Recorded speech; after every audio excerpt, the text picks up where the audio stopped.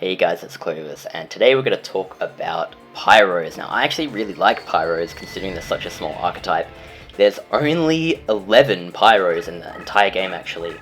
And luckily they're all obtainable, there's no hidden, weird rituals or, fusions you can't obtain copies of, so you can actually do a lot with these guys. They got pretty good fusion support, half-decent effects, and, the good thing about the fusions is you can bring a lot of damage out for a low deck cost. So the unfortunate thing, the thing that really guts this deck is there's only, there's no 1-star Pyros, which is actually a bit of a shame. If you had 1-star Pyros, you could do cool stuff like you could fuse Vermilion Sparrow for 1-star, but we may as well just talk about cards from the bottom line. So Wings of Wicked Flame not having an effect and Flame Snake not having an effect mean they're just obviously fusion fodder. I mean, the difference between these and, say, Charubin the Fire Knight, Fireyarou, is that sometimes the Fireyarou will meet attack thresholds that the other cards don't.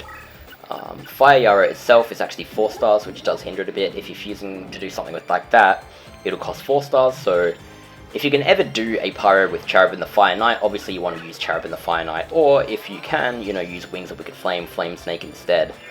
But you have access to some effect, low-level cards. So Fire Eye, obviously you'd probably want to stick this in the deck over the other cards because it's 2 stars, highest attack of actually all the 2-star Pyros, and it has a cool effect that allows you to attack without triggering an opponent's trap. So keeping some of these in your hand, if these are fusion material, obviously use them straight away, but you can actually, keep these in the hand if you're in a position to use them, and they can be potentially quite devastating.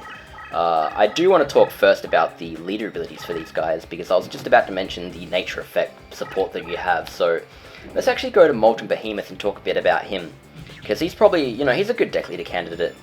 Vermilion Sparrow can be made with a fusion, but in context with the leader abilities, right, increase strength for same type friendlies, weaken specific enemy type, spellbind specific enemy type, destroy specific enemy type.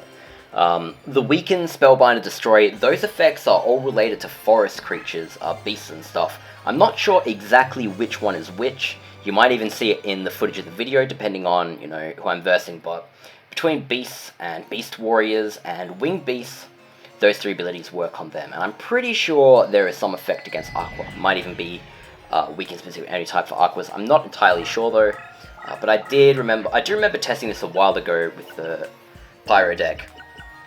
And considering, those abilities don't really pop up most of the time, you don't have to worry too much about them. They're just like little bonuses, I guess.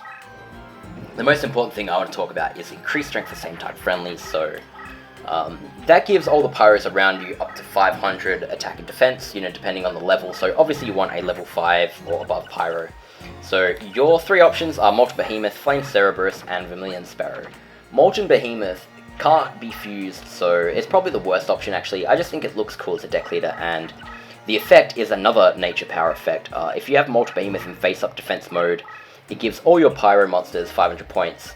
And that's a nature effect too, which works the same as the leader ability, so if you don't have that leader ability, if you put Molten Behemoth in face-up defense, it's essentially the same thing. But if you have the leader ability and you do that, then you have 1,000 bonus to your Pyros that can't be dispelled by Magical Neutralizing Force Field or Curse Breaker, so it's always cool to have those effects. And don't forget, this guy has a really, really high defense, so once you stick this face-up in defense with a leader ability and a, say if you're on forest terrain, you can have this thing that's 3,700 defense on its own in face-up defense position without any equips, which is pretty crazy.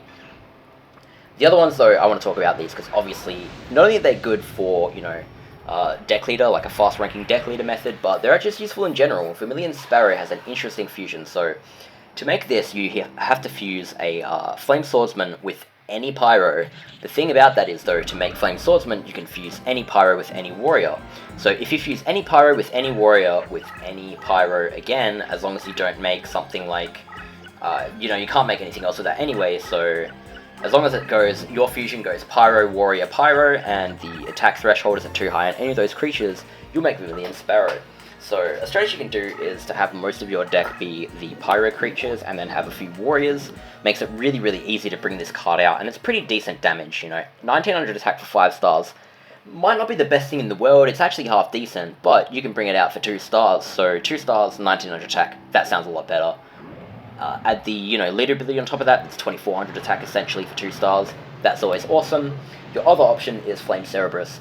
You need to fuse one of the wolf type beasts, so either wolf or silver fang works with a pyro. However, this one I believe the pyro needs to be at a certain damage threshold. I'm not exactly sure what that is. It might just be 1000 or 1100. So Charubin the Fire Knight might work. Fireyarou definitely works. But I think some of these weaker cards may not work, so just be careful.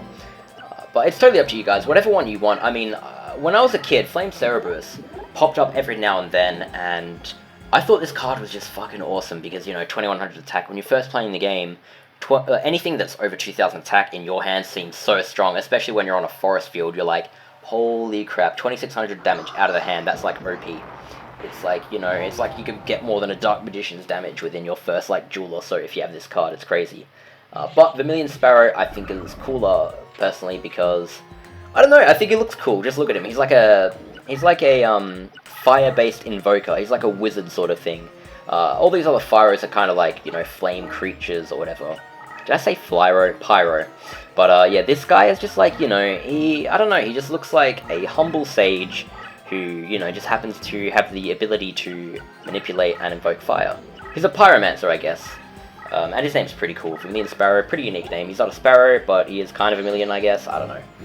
Anyways, this is a deck leader candidate I usually choose because it's just a lot easier to bring out. But you can diffuse to make Flame Cerebrus and level that up just as fast, so it's totally up to you guys. But if you want a Pyro deck leader, you definitely want to level up one of those two. You have access to low-level abilities, direct damage halved, which is pretty good, actually, on top of all these other abilities, but I don't know. I kind of prefer having the bonus damage for my dudes rather than being direct damage halved, because, I don't know, it's up to you. Totally up to you, depending on the strategy you play, so the other effect monsters, I did talk about Fire Eye, and then I kind of got sidetracked, so Hinotama Soul is pretty interesting. When it's destroyed in battle, all spell cards positioned in adjacent spaces are destroyed.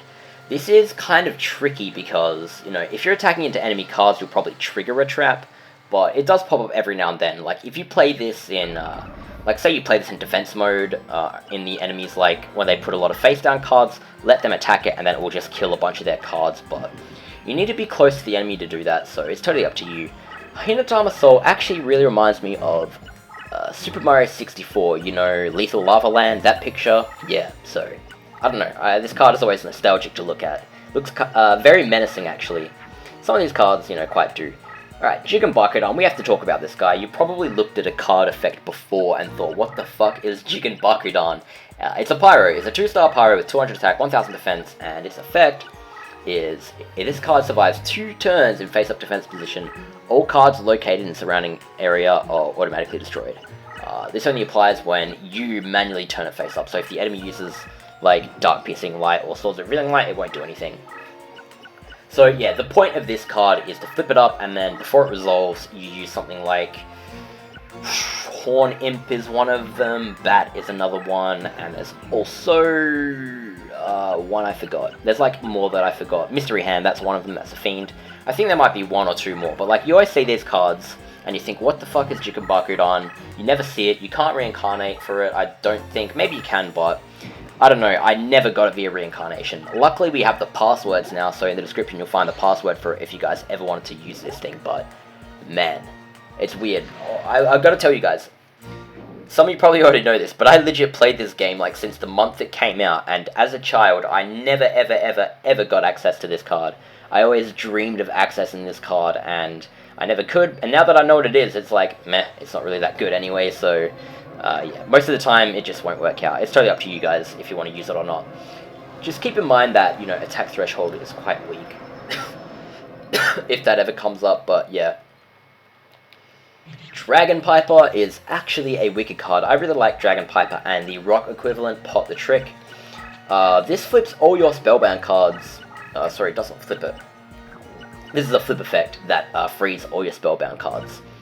So the cool thing about that is, it's a way to remove spellbinding on your cards without using something like Cursebreaker or Magical Neutralizing Force Field.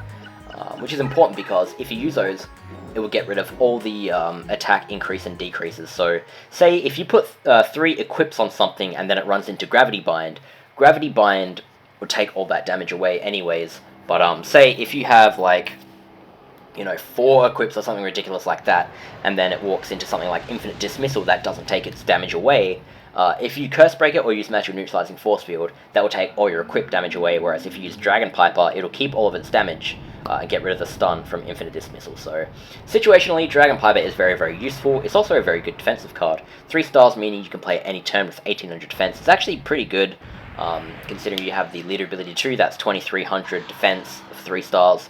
So if there's any situation where you're being forced away from the enemy and they can only hit you like from one angle, if you play this in defense mode, it's pretty hard to get past.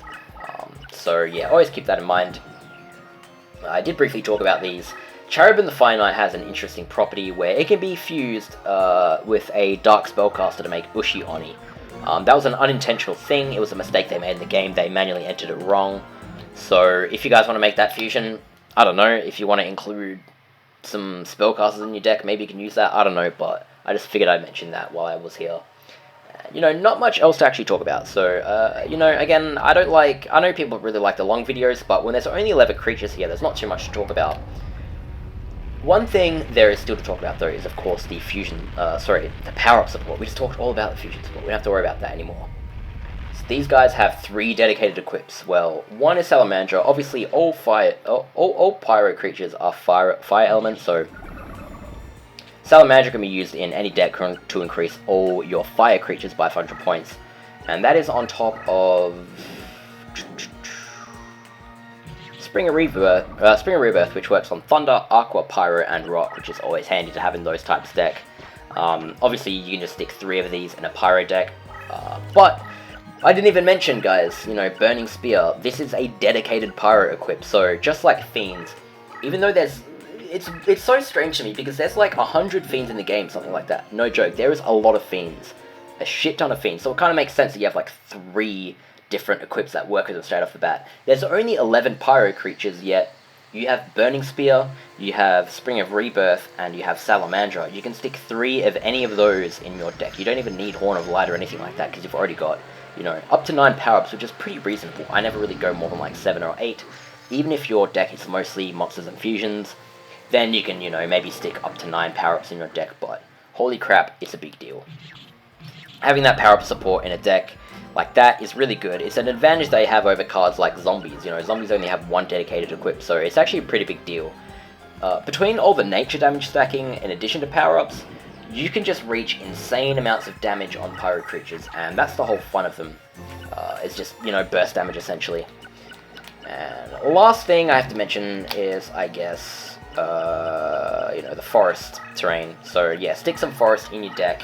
That obviously accentuates your nature power-up bonus as well, in addition to giving you bonus movement, because without bonus movement, Pyros are very slow. They're pretty slow archetype. You can bring out damage pretty consistently, but you can't really just rush the enemy. You need damage for that, and you kind of have to set your own damage up and stick around your deck leader to maintain high damage, so totally up to you guys on what strategy you want to do, but it's kind of a no-brainer to stick 3 terrain cards in any deck that fits your archetype, because that's what everyone should be doing. Terrain is one of the best advantages you can get in the game, so you may as well stick 3 forest in your deck. Anyways, guys, that's all I can really mention about the Pyro archetype. Again, I really do like them, and I hope you guys like the video as well, and I hope you guys give them a chance. You know, if you guys level up something like Vermilion Sparrow as a deck leader, they get abilities quite early on, so I recommend, you know, doing that. Or if you prefer Flame Cerebrus, which is also a pretty damn cool creature, you guys can level that up instead, but I'll leave that, guys, to you. See you guys later.